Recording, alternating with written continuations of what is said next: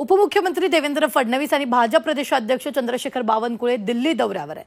भाजप पक्षश्रेष्ठींच्या भेटीसाठी दोन्ही नेते दिल्लीत दाखल झालेत। विधान परिषद निवडणूक संदर्भात चर्चा करण्याची शक्यता वर्तवली जाते। तर विधानसभा निवडणुकीसंदर्भात ब्लूप्रिंटवरही चर्चा ते करतील।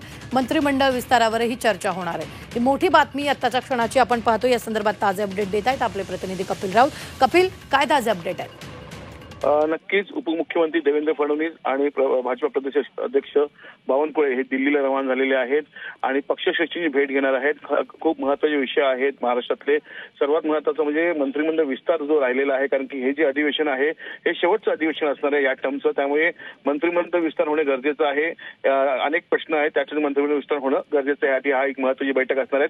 त्याचबरोबर विधान परिषद आहेत, विधान परिषद निवडणुका आहेत आणि त्याचबरोबर विधानसभेची जी येणारी निवडणूक आहे त्याची ब्लूप्रिंट वरती ही आढावा घेण्यात येणार आहे। कारण की लोकसभेला ज्या चुका झालेल्या आहेत, जे काही करायचं नाहीये, जे काही करायचं, या सर्व गोष्टीवर त्या चर्चा होणार आहे आणि त्यासाठी पक्षश्रेष्ठींची भेट घेणार आहे।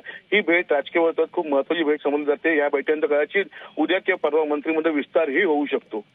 निश्चित। धन्यवाद कपिल, ताजे अपडेट देण्यासाठी। आपण पाहतोय